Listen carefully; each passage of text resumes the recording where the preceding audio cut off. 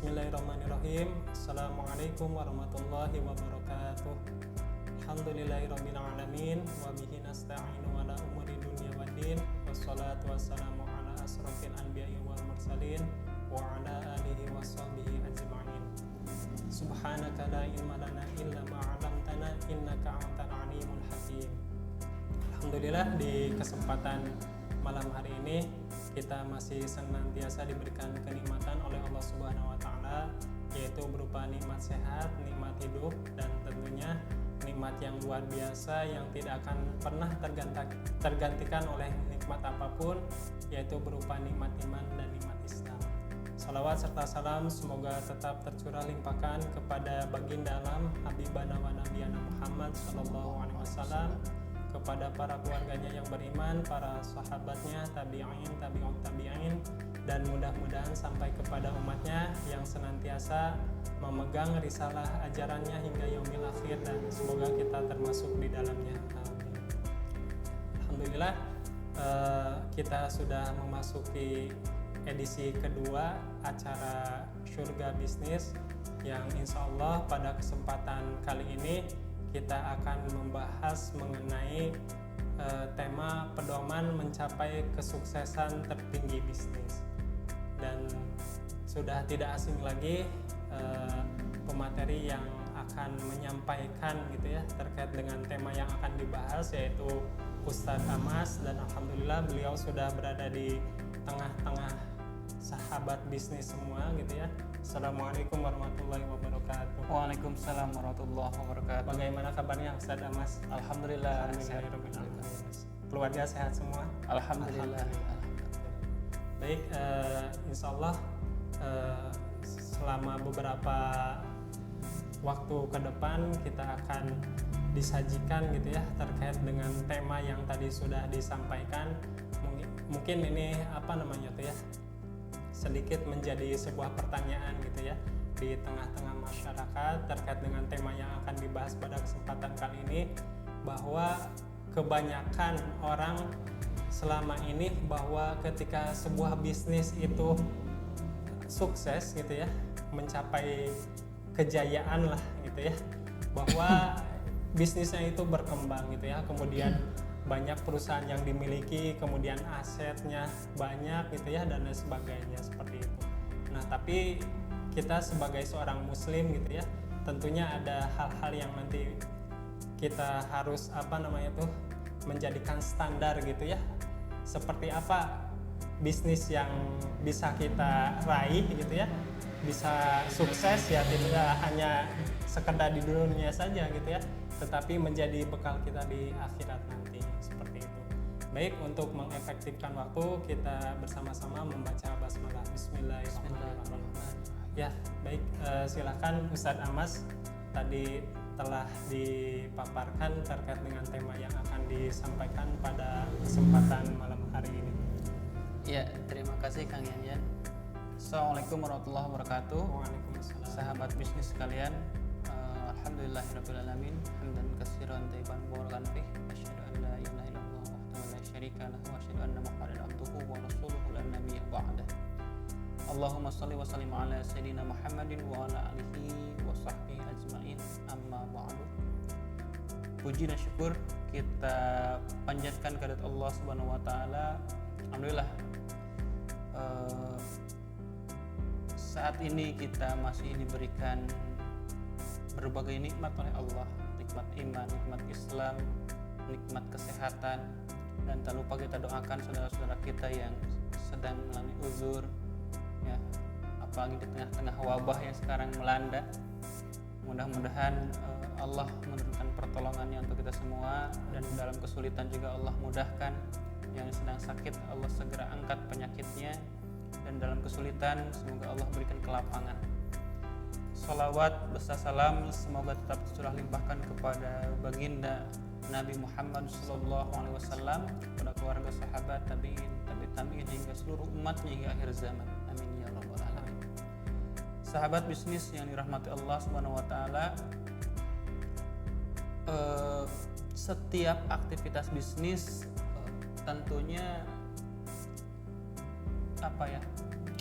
puncak tujuan utamanya adalah kesuksesan. Kesuksesan yang mana memang itu tujuan utama setiap pelaku bisnis. Rasanya tidak ada satu orang pun di dunia ini yang melakukan bisnis tidak ingin sukses gitu. Saya buka bisnis, Anda mau sukses? Tidak mau, saya tidak mau sukses itu. Rasanya tidak. Dan itu memang cita-cita setiap pebisnis gitu ya. Cuman standar kesuksesan itu sebenarnya yang menjadi pertanyaan. Sebenarnya titik sukses yang sesungguhnya bagi manusia itu di mana sih? Ya. Kalau di sesi pertama saya sempat menyinggung terkait asas bisnis gitu ya. Dalam artian yang harus jadi pondasi bisnis itu apa? Gitu kan? Salah satunya adalah visi dan tujuan gitu ya.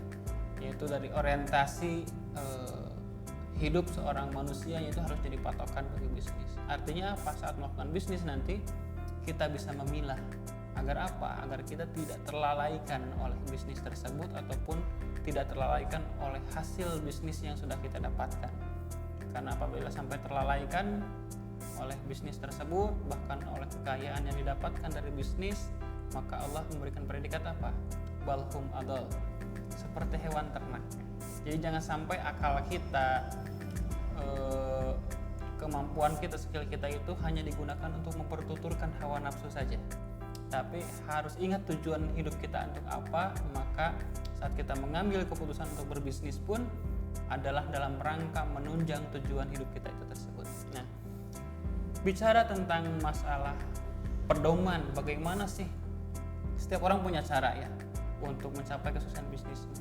Nah, cuman saya di sini akan memberikan satu pedoman khusus yang khas.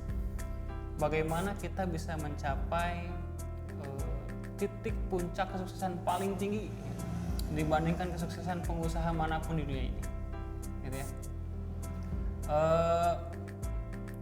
Setiap muslim itu harus punya standar hidup yang harus mengikat, ya, yang harus mengikat. Kalau di sesi sebelumnya saya singgung bahwa ada manusia yang sesungguhnya yang Allah jelaskan dalam Al-Quran itu adalah manusia yang senantiasa mengawali aktivitas hidupnya dengan aktivitas berpikir.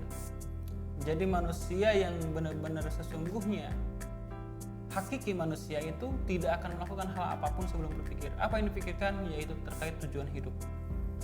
Kalau mau menemukan peluang bisnis yang menggiurkan ataupun pekerjaan dengan gaji yang menggiurkan, sebelum dia ambil dia berpikir, ini akan melalaikan saya dari tujuan hidup saya atau akan menunjang saya atau mendorong saya dan mengantarkan saya pada tujuan saya.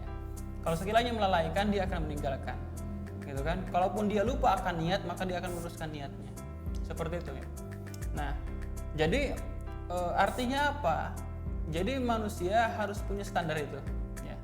Nah, dan itulah jawaban tujuan hidup itulah yang mengikat, yang disebut dengan akidah. Akidah itu mengikat, yang mengikat perasaan, pemikiran dan juga perbuatan. Artinya kalau ada seorang manusia yang tidak mau terikat oleh satu hukum atau tidak mau terikat oleh hukum Islam, maka sebenarnya dia tidak punya akidah. Nah, standar hidup yang mengikat seorang muslim dalam berbisnis itu haruslah akidah dan syariah Islam. Tidak ada yang lain, gitu ya. Nah,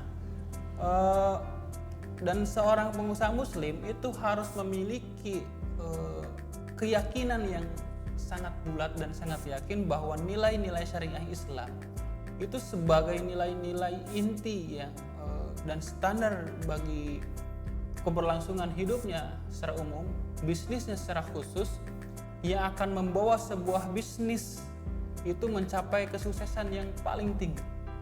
Ya. Kalau sekarang siapa yang pebisnisnya paling unggul di dunia, yang paling sukses lah, yang kalian tahu? Apa namanya itu? Microsoft itu apa? Bill Gates. Bill Gates. Ya. Bill Gates. Contoh Bill Gates lah. Nah, kalau pakai pedoman ini umat Islam bisa melebihi Bill Gates, bahkan berkali lipat bisa melebihi Bill Gates. Gitu ya. Kenapa? Nanti kita akan temukan jawabannya. Makanya simak terus sampai akhir ya video ini ya. Nah, Artinya pedoman yang pertama kali untuk meraih sukses sebenarnya yang harus dijadikan pedoman untuk umat Islam itu adalah bisnis yang dijalankan itu mutlak harus bisnis yang sejalan dengan syariah Islam atau disebut dengan bisnis syariah. Ya. Cuman pertanyaannya kenapa harus bisnis syariah? Apa sih bisnis syariah itu? Ya sederhananya bisnis syariah itu adalah bisnis yang dijalankan dengan mengikuti aturan-aturan syariah. Ya. Jadi bisnis ini nih disesuaikan. Jadi untuk mengetahui bisnis kita sudah syariah atau belum, maka standarnya adalah mengetahui sudah sesuai belum dengan aturan-aturan syariah. Apa atas bisnis yang sudah kita lakukan itu, dari mulai transaksinya, akad-akadnya. Karena apa? Seseorang menjalankan bisnis, saat bisnisnya tersebut dijalankan secara konvensional atau alamiah tanpa disesuaikan dengan hukum-hukum syariah, maka itu konsekuensi yang dihadapi itu sangat berat. Apa maksudnya sangat berat?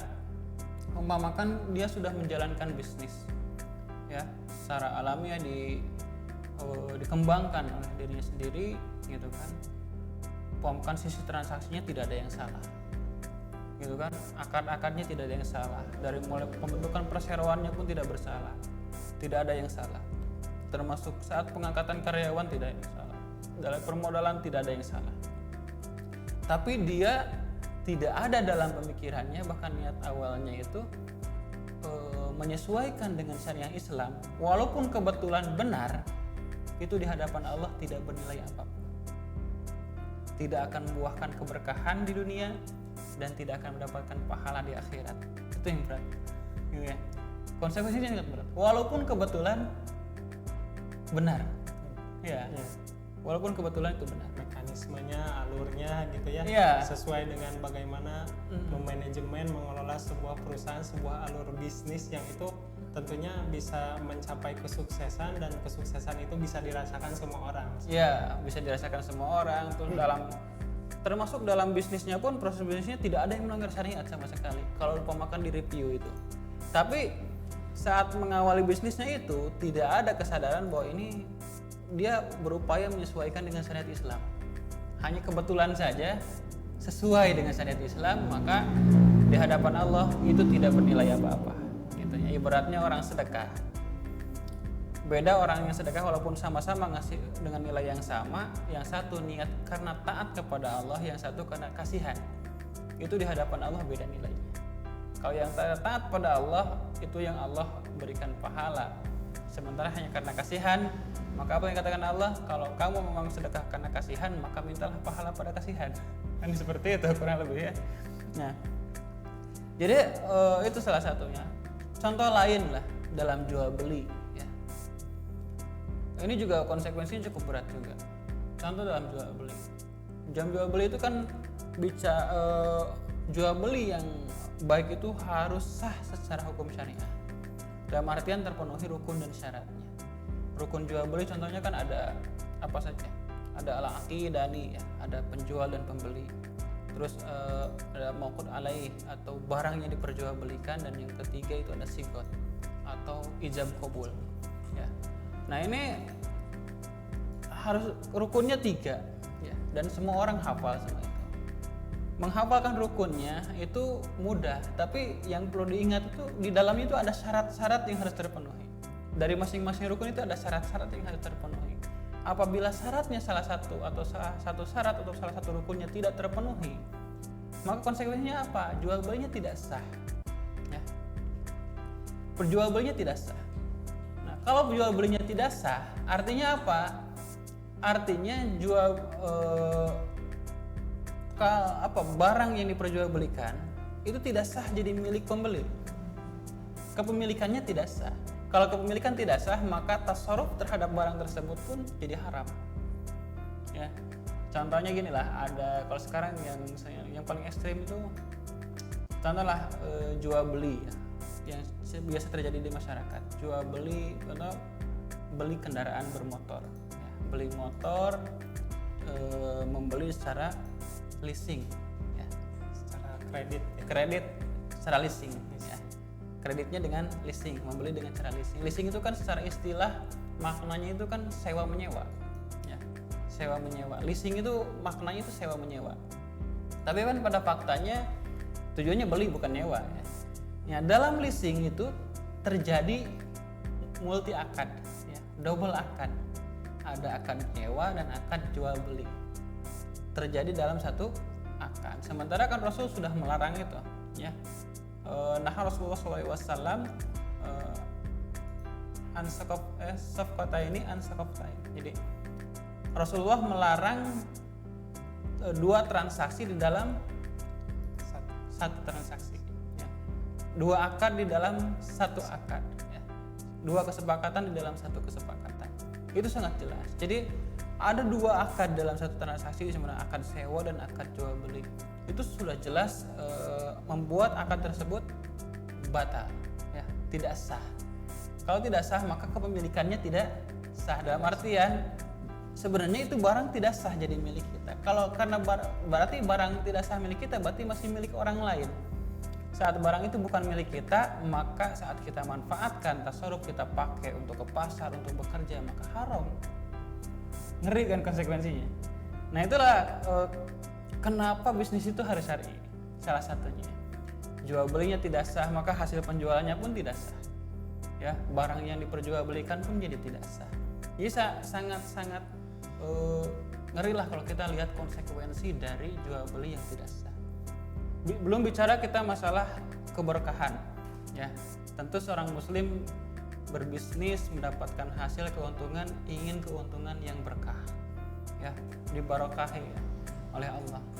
Indikator keberkahan pun sebenarnya bisa dibagi dua, antara indikator dunia dan indikator akhirat. Bagaimana melihat rezeki yang barokah itu sangat mudah. Di dunia indikatornya sangat mudah. Apabila rezeki itu didapat ya, saat kita gunakan ya, kalau para ulama itu menyebut keberkahan itu disederhanakan dengan istilah ziyadatul khair ya, bertambahnya kebaikan. Jadi saat pemakan harta itu kita dapat, rezeki itu kita dapat dan kita manfaatkan, kita makan, membuat kita semakin dekat pada Allah dan bertambah kebaikan dalam diri kita, maka itu rezeki yang berkah. Tapi kalau ternyata saat kita makan kita makin jauh, sholat makin malas gitu ya, berjamaah makin malas, dakwah makin malas, belajar makin malas, ngaji makin malas, berarti tandanya rezeki itu tidak barokah. Kalau mau dikasih makan ke anak kita, ternyata anak kita bukan makin soleh, bukan makin nurut, suruh ngaji makin susah, suruh sholat makin susah, bisa jadi indikasi rezeki yang kita berikan itu, nafkah yang kita berikan itu tidak berkah. Termasuk pada istri pun demikian. Nah itu salah satu indikator yang mudah bisa kita deteksi di dunia ini. Nah sementara didefinisikan keberkahan di akhirat itu artinya apa? Di akhirat kalau rezeki itu berkah dalam artian maka akan mendapatkan pahala ya. Dalam artian rezeki berkah itu rezeki yang memang sah ya, halal menurut hukum aturan pandangan syariah Islam. Maka bentuk keberkahannya apa? Mendapatkan pahala. Artinya saat mendapatkan pahala rewardnya apa? Surga. Sementara di saat mendapatkan rezeki dengan secara tidak sah ataupun batil, maka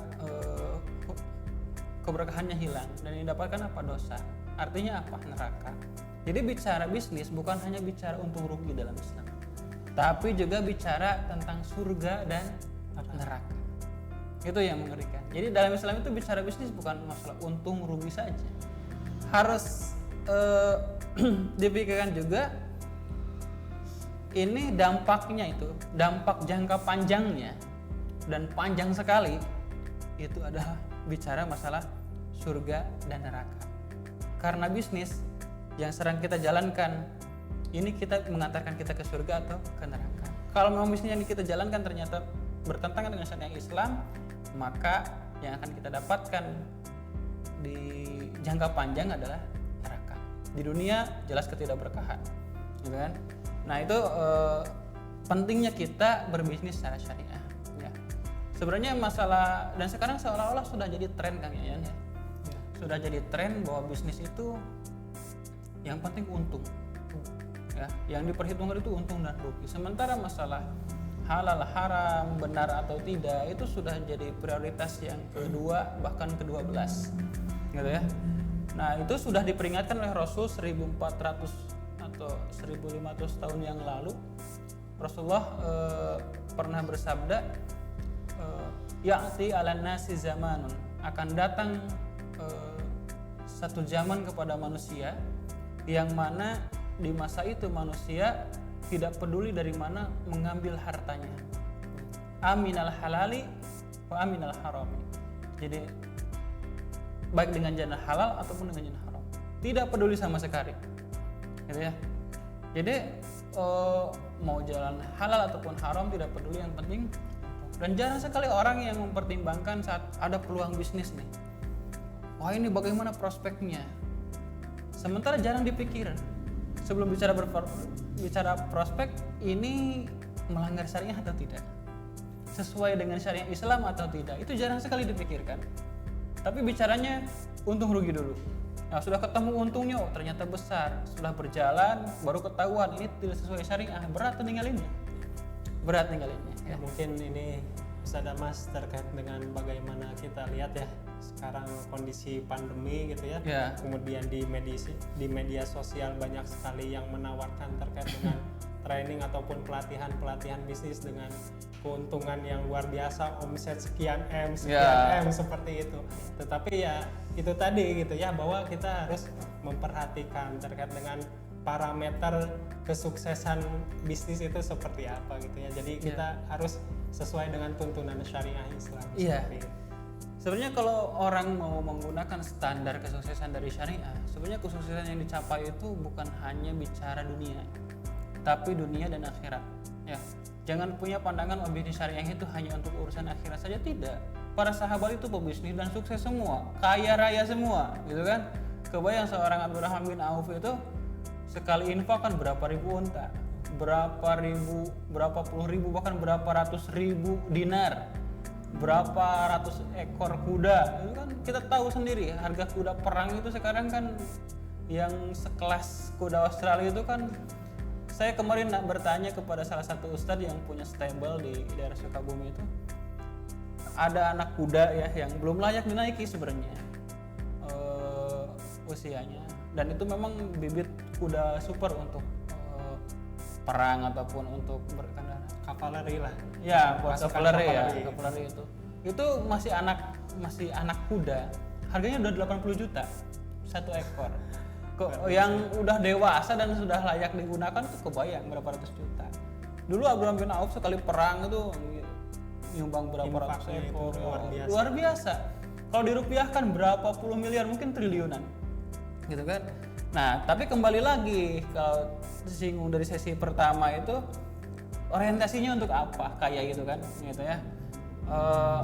Kaya harus gitu kan, karena perjuangan dalam Islam pun butuh materi gitu ya.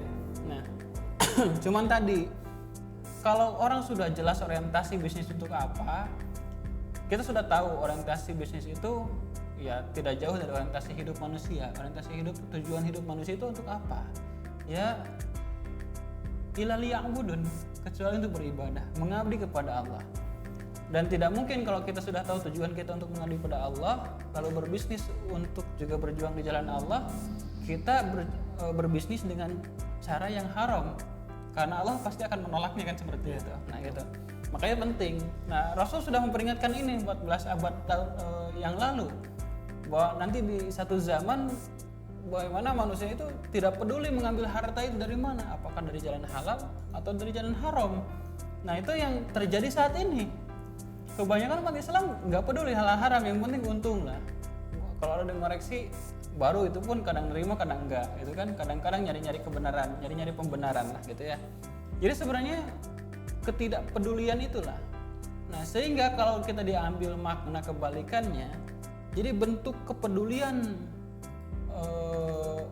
manusia terhadap halal haram itu harus diwujudkan dalam bentuk apa?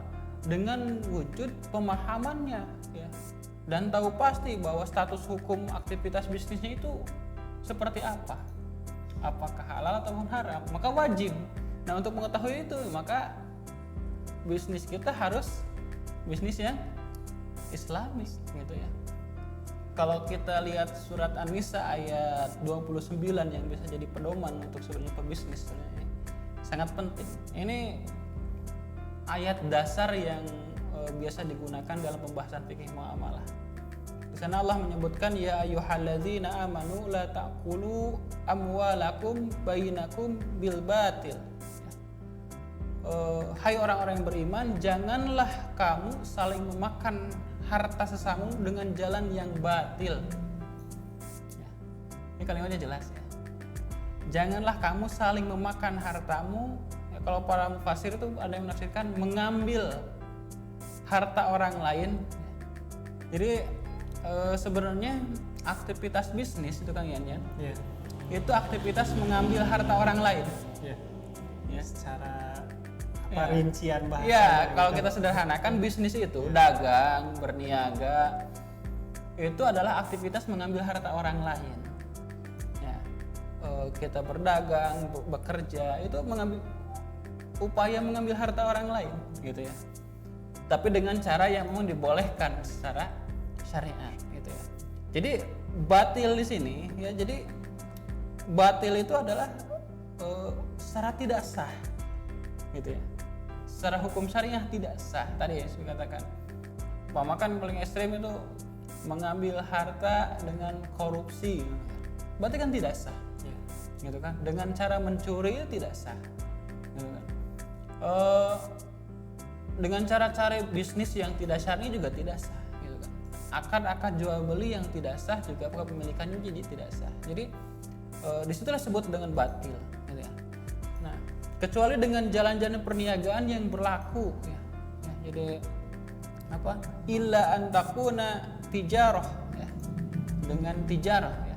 Akad perniagaan itu kan kalau bahasa Malaysia bisnis itu disebut perniagaan.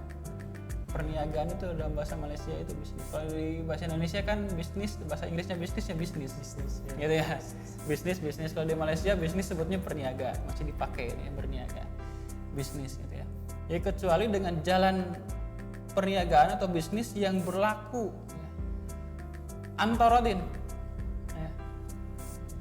Antarodin minkum ya. Artinya apa? Dengan suka sama suka di antara kamu ya. Jadi sebenarnya kalau kita simpulkan dari ayat ini ada dua indikator bisnis yang benar ya. Yang pertama itu bisnis harus sesuai dengan syariat Islam ya. Dalam artian tadi jangan kamu ngambil harta dengan cara yang batil, dalam artian sah secara fikih dan hukum Islam. Rukun syaratnya terpenuhi, tata caranya juga sesuai aturan syariat Islam sehingga bisnis itu tidak batil tapi jadi sah gitu ya. Nah, itu syarat yang pertama. Yang kedua antarodin ya. Saling ridho. Nah, kadang-kadang di kalangan Islam hanya ngambil salah satunya saja. Contoh ngambil hutang riba ya. Hutang riba. Ya alasannya gitu. Nah, kita udah sama-sama ridho kok. Yang ngasih utang juga ridho, kita yang ngasih riba kelebihan dari utang pun sudah ridho. Nah, atau sebaliknya gitu kan, atau sebaliknya jadi syariahnya sudah sesuai tapi maksa gitu kan, menjual dengan ngancem-ngancem kan gitu ya. Jadi harus dua-duanya terpenuhi. Yang pertama harus sesuai syariah, yang keduanya saling ridho gitu ya. Ya kalau bicara saling ridho kan makan ada orang yang jajan PSK kan ya kan ditanya saat mau pun karena ridho kan, dua-duanya ridho, suka yang sama suka, suka sama suka ya. Yang satu ridho dibayar, yang satu pun ridho membayar kan seperti itu. Itu kan akan sewa menyewa tapi kan batil secara syariat, maka tidak boleh. Maka bisnis yang syariah, akad yang transaksi bisnis syariah, aktivitas bisnis syariah itu yang memenuhi dua kriteria ini, harus sesuai aturan syariah dan suka sama suka. Dalam jual beli pun seperti itu kan, harus sesuai syariah tata caranya dan juga dua-duanya saling ridho ya. Termasuk nanti mungkin itu berupa barang yang diperjualbelikan iya, nanti itu bagian harus dispesifikasikan apakah nanti barangnya barang yang memang itu halal gitu ya secara dikonsumsi ataukah haram secara zatnya. Nah itu masuknya ke ranah kesesuaian dengan hukum syariah. Karena syariah pun, maksudnya kesesuaian hukum syariah itu bukan tata caranya saja. Sebenarnya kan nanti ada barang yang boleh diperjualbelikan, ada yang tidak boleh, gitu kan. Contohnya orang pengusaha dagangnya dagang apa? Saya pengusaha tambang batu bara, kan?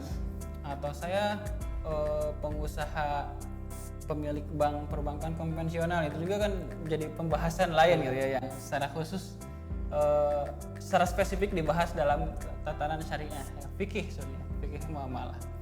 Nah, lalu itu masalah kenapa kita harus bisnis syariah. Lalu apa sih keutamaan bisnis syariah? Sehingga kok berani-beraninya sampai mengatakan ini pedoman yang bisa mengantarkan kita pada kesuksesan paling tinggi. Ya, bahkan kalau ke saya bilangnya bukan hanya tertinggi saja, tapi termudah juga dibandingkan bisnis-bisnis yang lain yang ada sekarang. Yang paling mudah dan yang paling tinggi. Udah mudah, suksesannya level paling tinggi, gitu. Beyond, ya. Beyond sukses lah, gitu ya. Nah, ada beberapa alasan, ya, setidaknya 3 alasan yang mendasari keutamaan, ya, menjadi keutamaan bisnis syariah. Yang pertama, bisnis syariah adalah bisnis yang menjunjung tinggi hal-hal yang mulia, ya, mengedepankan kejujuran, keadilan, jauh dari perkara tipu muslihat ataupun kezaliman. Ya, sebenarnya ini bagian hal yang mendasar yang diinginkan oleh setiap manusia di dunia manapun. Tapi dalam konsep syariah itu sudah ada konsep yang semua itu bisa terrealisasi dengan sempurna dan dengan baik. Nah, itu salah satu keutamaan. Yang kedua, bagi seorang muslim, bisnis sesuai syariah adalah kewajiban dari Allah Subhanahu wa taala. Gitu ya. Kewajiban dari Allah yang memang apapun, karena memang bisnis itu kan aktivitas muamalah antara manusia dengan manusia. Dan setiap perbuatan muslim sudah tahu akan dimintai pertanggungjawaban. Dan bisnis itu merupakan bagian dari perbuatan yang akan diminta pertanggungjawaban oleh Allah, ya. Dan wajib terikat dengan syariah Islam sebagaimana firman Allah, ya ayyuhallazina amanu udkhulu fi silmi kafah wa la tattabi'u khutuwati syaitan innahu lakum aduwwun mubin. Jadi, hai orang-orang yang beriman, masuklah ke dalam Islam secara kafah, menyeluruh. Dan janganlah kalian mengikuti langkah-langkah setan, karena setan itu adalah musuh yang nyata. Artinya apa? Saat seorang muslim tidak mengikatkan diri, ya, tidak memasukkan dirinya, kehidupannya ke dalam Islam secara utuh, maka dia menjalani kehidupannya dengan mengikuti langkah-langkah setan di bagian hidup yang dia tidak masukkan ke dalam Islam. Di saat berbisnis tidak dimasukkan ke dalam Islam, tidak dicelupkan ke dalam sibghah Islam, maka otomatis bisnis yang dia lakukan pasti bisnis dalam rangka mengikuti langkah-langkah setan. Dalam hal apapun, dalam kehidupan, dalam pernikahan, ya, kita menikah tidak dicelupkan dengan sibghah Islam, maka pernikahannya dalam rangka mengikuti langkah-langkah setan. Dalam bernegara pun sama, tidak dicelupkan dalam sibghah Islam, maka bernegara pun dalam rangka mengikuti langkah-langkah setan. Jadi itu satu kewajiban bagi setiap muslim. Setiap aktivitas harus terikat dengan syariat Islam. Islam mengatur seluruh aspek kehidupan, salah satunya dengan bisnis. Ya, bisnis kita maka wajib terikat dengan syariat Allah. Itu salah satu. Nah, karena bisnis Islam itu adalah bisnis yang dicelupkan dalam sibghah Islam dan terikat dengan syariat Islam, maka bisnis syariah itu adalah bisnis yang menjalankan ketakwaan. Bisnis yang dijalankan oleh orang-orang bertakwa dan oleh orang-orang yang bertawakal, gitu ya. Nah, ini kelebihan ketiga ini yang mengakibatkan orang itu akan mencapai puncak tertinggi. Oh, kenapa? Karena bisnis syariah ini bisnis menjalankan ketakwaan. Allah punya 5 janji besar kepada orang-orang yang bertakwa. Ya. Di antara janjinya bisa kita lihat dalam surat At-Tolaq ayat 2 sampai 5. Bagaimana Allah memberikan 5 janji kepada orang-orang yang bertakwa. Ya. Yang pertama, Allah berjanji, wa may yattaqillahu yaj'al lahu makhrajan. Barang siapa yang bertakwa kepada Allah, niscaya dia akan membukakan jalan keluar baginya. Ya, dalam Allah berjanji akan memberikan jalan keluar dari kesulitan di sini. Setiap bisnis kan pasti ada kesulitannya, dan bisnis itu hal yang sulit. Gitu ya. Kalau ada istilahnya, kalau bisnis itu mudah, semua orang pengen jadi pebisnis. Ya. Nah di sini bagi orang yang bertakwa, kesulitan dalam bisnis itu Allah akan berikan jalan keluar. Ya kan? Akan mudah. Gitu kan? Ada kesulitan seperti apapun, Allah akan berikan jalan keluar, dan itu akan mudah ditangani. Gitu kan? Nah itu salah satu janji Allah ya. Janji yang kedua apa? Yarzuqhu min haitsu la yahtasib, dan memberikan rezeki dari arah yang tidak disangka-sangka. Ya. Allah berjanji akan memberikan rezeki dari arah yang tidak diperhitungkan sama sekali. Kalau gitu. Dalam bisnis kita terkadang punya target, ya punya target capaian keuntungan berapa. Ada hitungan matematika yang sudah kita perhitungkan sesuai ilmu pengetahuan yang didapatkan. Itu pun kadang tercapai, kadang tidak. Kalaupun tercapai hanya sesuai perhitungan matematis yang sudah kita lakukan saja. Tapi dengan berbisnis syariah, berbisnis menjalankan ketakwaan ini, Allah akan berikan bahkan melebihi target yang sudah kita cantumkan. Ya, kita mungkin target penghasilan bulan ini keuntungan 100 juta. Tapi dengan ketakwaan Allah bisa kasih 200, 300 juta, bahkan 1 miliar. Itu tidak kita sangka-sangka sama sekali. Dan saya sering menyaksikan hal itu, bahkan mungkin sering juga mengalami hal tersebut. Ya. Jadi bisnis dengan konsep syariah ini luar biasa, gitu kan. Di saat orang-orang yang tidak mengandalkan ketakwaan ini mati-matian ingin mencapai target tersebut, sampai kerja dari siang sampai malam, lupa keluarga, lupa segalanya, fokus terhadap bisnis. Tapi dengan menjalankan ketakwaan, Allah akan memberikan surprise gitu ya. Akan memberikan kejutan gitu ya. Itu janji yang kedua. Yang ketiga, Allah berjanji akan mencukupi keperluannya. Wa may yatawakkal 'ala Allah fahuwa hasbuhu. Allah, dan barang siapa yang bertawakal kepada Allah, niscaya Allah akan mencukupkan keperluannya. Terkadang dalam bisnis sebesar apapun penghasilan, ada saja orang yang penghasilannya sudah puluhan juta, ratusan juta, tapi kok nggak cukup. Ada aja keperluan atau kebutuhan yang ada saja gitu. Entah sakit lah, entah butuh.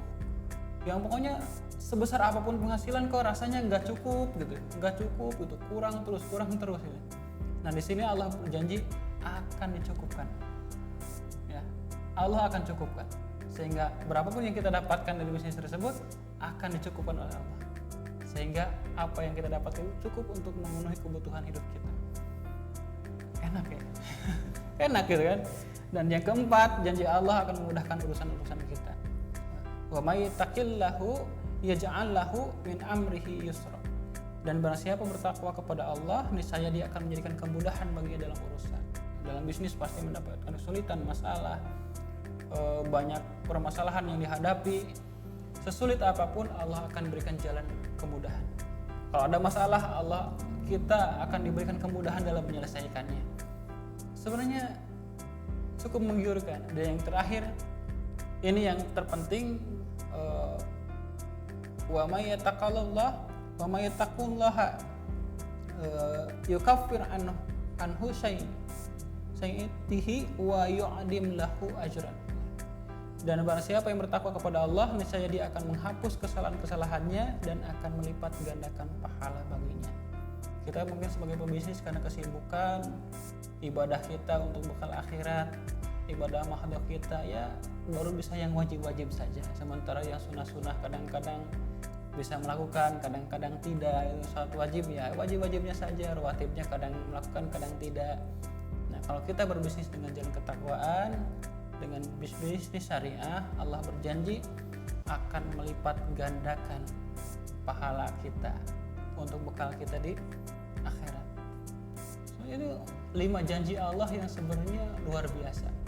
Kang Yayan pemakan punya bisnis kan, merintis bisnis, tiba-tiba ada orang nolong. Butuh modal berapa Kang Yayan? Ya, saya kasih modalnya, terus penjualannya saya bantu. Kira-kira marketingnya maksudnya. Ya, penjualannya saya bantu, butuh modal juga saya bantu. Kira-kira Kang Yayan perasaan gimana? Ya senang bahagia. senang bahagia, itu baru manusia. Ini yang ngasih pertolongan, yang ngebantu Allah. Keren gak tuh? Harusnya ini yang orang-orang Menjadi kejar itu. motivasi ya. Iya. Harusnya ini yang para pebisnis muslim itu kejar. Kita mendapatkan pertolongan dari manusia aja begitu, wah girangnya luar biasa, bahagianya gitu kan. Allah sudah memberikan janji, menyiapkan 5 janji loh. Syaratnya apa? Takwa. Dan artian apa? Bisnisnya harus syariah. Sesuaikan dengan aturan-aturan syariah. Begitu kita melakukan bisnis dengan secara syar'i, maka Allah langsung turunkan 5 janji itu. Berikan 5 janji itu, akan wujudkan 5 janji itu. Kemudahan, rezeki yang tidak disangka-sangka. Kita dibantu oleh manusia saja. Begitu bahagianya merasa bisnis kita akan mencapai puncak keberhasilan. Itu baru level manusia. Kalau sudah Allah yang akan membantu dan Allah berjanji akan membantu, harusnya makin optimis. Dan itu yang dikejar sebenarnya. Itu yang dikejar. Tentu dengan melayakkan diri. Nah itu. Nah itu kenapa pedoman yang pertama itu harus berbisnis syariah. Ya. Dan pedoman yang kedua, untuk mencapai puncak kesuksesan tertinggi adalah lakukan yang benar terlebih dahulu, baru kemudian lakukan sesuatu yang benar tersebut dengan cara yang terbaik. Ya. Jadi setiap perusahaan ya itu akan selalu berusaha untuk mencapai performa tertinggi atau excellence. Jadi dengan apa? Dengan ikut training, workshop, ya pengaturan manajemennya. Dan satu perusahaan dianggap baik ya atau excellence, performanya itu dinilai dari pertama bagaimana manajemennya, dari mulai manajemen operasional sampai manajemen struktural gitu kan, manajemen produksinya, manajemen pemasarannya itu baik, semua tertib, keuangannya bagaimana tertib, terus marginnya juga memang bagus, apa namanya, grafiknya itu bagus gitu kan. Dengan cara apa? Ikut workshop, pelatihan, macam-macam, dengan menyewa tenaga profesional, dan tentu dalam standar operasional pun pasti menggunakan standar-standar operasional tertentu, punya standar masing-masing untuk mencapai kesuksesan tertentu. Namun standar tersebut kadang-kadang kalau dibuat sendiri, kadang-kadang bisnis kita punya standar yang bagus, tapi ternyata di mata orang lain masih jelek, makanya kan ada standar yang disepakati. Di antaranya kan ada SNI, ada ISO gitu kan. Itu standar-standar yang memang digunakan untuk apa? Jadi ada standar nasional, lokal, dan internasional lah. Itu digunakan semua. Gitu. Untuk apa? Mencapai perusahaan yang excellence. Gitu ya. Excellent. Nah, sebuah kualitas terbaik hanya dapat diukur dengan standar mutu yang terbaik pula. Ya. Ukuran-ukuran keberhasilan yang terbaik pula. Nah, jika perusahaan yang telah mencapai performa standar mutu terbaik tersebut sebagai bisnis yang paripurna gitu ya, dalam segala perusahaan sampai mendapatkan penghargaan memakan pebisnis yang baik atau perusahaan terbaik, best of the best, ownernya pun sampai mendapatkan penghargaan the best business ya, the best entrepreneur, bahkan best of the best gitu. Nah itu sebenarnya baru tataran apa ya? Tataran melakukan bisnis dengan baik. Ya. Baru tataran melaksanakan bisnis dengan baik. Ya. Maksudnya apa? Contohlah, kalau kita punya karyawan yang baik itu seperti apa? Oh, yang amanah, kafaah, ya. Jujur, ya, bertanggung jawab. Ya, ya kan. Yang baik itu kan yang amanah, yang punya keahlian, dan juga punya etos kerja yang tinggi, ya kan? Itu bagus, punya skill yang bagus, gitu kan, etos kerja yang tinggi, gitu kan, amanah juga, bertanggung jawab dalam pekerjaannya. Itu baik, ya baik. Dia pekerja yang baik. Tapi kalau lihat pekerjaannya, ternyata pekerjaannya sebagai pencuri. Dia sebagai pencuri yang bertanggung jawab terhadap pekerjaannya, punya skill yang bagus, dan juga punya etos kerja yang tinggi. Nah itu kan bahaya ya. Ya kalau standarnya hanya menggunakan sampai standar tadi saja gitu kan. Nah, maksudnya apa? Jadi seperti yang saya katakan, lakukan dulu sesuatu yang benar terlebih dahulu, baru kemudian lakukan sesuatu yang benar itu dengan cara yang baik. Artinya apa? Beda dengan guru ataupun dosen. Guru yang baik dan dosen ya tadi dengan bertanggung jawab, jujur, amanah gitu kan terhadap pekerjaannya, punya skill yang baik dan juga punya etos kerja yang tinggi, gitu kan? Jadi perlu juga nilai tambahan ini. Nah, sementara dalam bisnis konvensional, poin benar atau tidak itu tidak diperhitungkan. Contoh, ada seorang muslim punya perusahaan perbankan. Dia jadi perbankannya sangat bagus manajemennya, menggunakan manajemen standar ISO internasional, terus sampai mencapai level perusahaan paling sukses, keuntungannya besar, tidak pernah ada minus, gitu kan, sampai punya penghargaan the best perusahaan, ownernya punya penghargaan the best entrepreneur, gitu kan. Baik, tapi kan di sisi benar atau tidak, ini kan perusahaannya perusahaan ribawi yang haram, gitu kan, bertentangan dengan syariah, gitu kan, yang sebenarnya di mata Allah tidak berguna sama sekali, gitu kan. Nah gitu. Jadi seorang muslim itu sebelum bicara tentang bagaimana melakukan bisnis yang baik, maka pastikan bisnis yang dilakukan itu benar. Jenisnya itu harus dipastikan dulu benar. Maka penting mempertimbangkan jenis bisnis, gitu ya. Nah, sementara dalam pemahaman ilmu bisnis umum itu tidak diperhitungkan jenis bisnis itu apakah benar atau tidak, gitu kan. Kita jadi umpamakan apa, pembuat homer yang baik, gitu kan. Kualitas homernya baik sehingga penjualan omsetnya bagus, marketingnya bagus, tapi kan itu bukan bisnis yang benar secara syariah. Maka penting gitu ya. Nah, jadi nggak bicara bisnis syariah itu bukan bicara capaian performa standar perusahaan bermutu baik saja, tapi kita semua harus bicara kerangka kaidah mengerjakan bisnis yang benar, gitu ya. Kerangka bisnis yang benar, lalu mengerjakan bisnis yang benar tadi dengan cara yang paling baik, ya. Gitu ya. Nah, sementara yang konvensional tidak peduli apakah bisnis itu benar ataupun salah.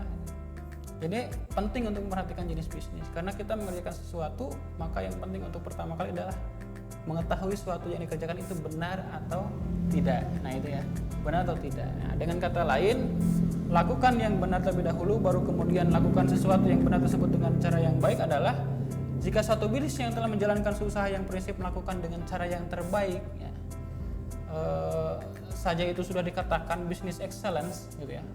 Bisnis excellence itu tadi standarnya 3 tadi ya. Jadi hanya manajemennya bagus, produksinya bagus, penjualannya bagus. Maka jika standar bisnis syariah diterapkan, maka capaiannya bukan bisnis excellence lagi, tapi beyond the business excellence. Jadi lebih tinggi levelnya. Itu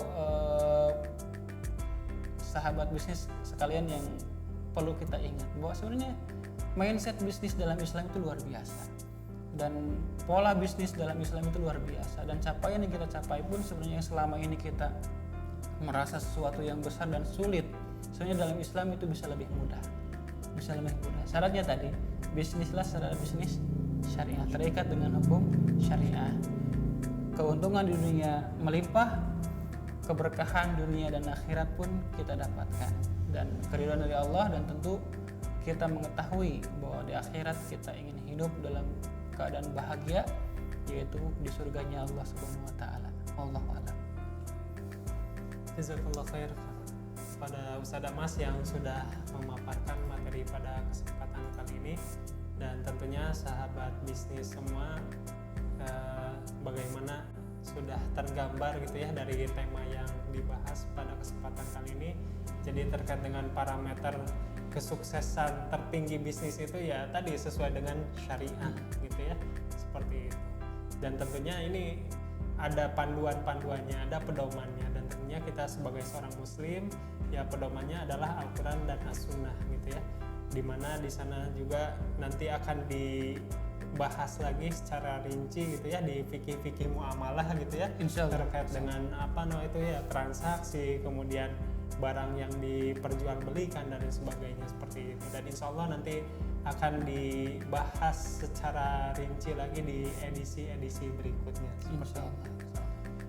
Ya, mungkin itu yang bisa dibahas pada kesempatan kali ini. Terima kasih kepada sahabat bisnis semua yang sudah menyaksikan, dan jangan lupa untuk like dan subscribe gitu ya channel kita di Surga Bisnis. Ini kota angin. Oh. Biasa dipotong kan, Kak? Dipotong. Langsung we. Ya, jangan lupa untuk like dan subscribe di channel YouTube Opini Kota Angin. Seperti itu.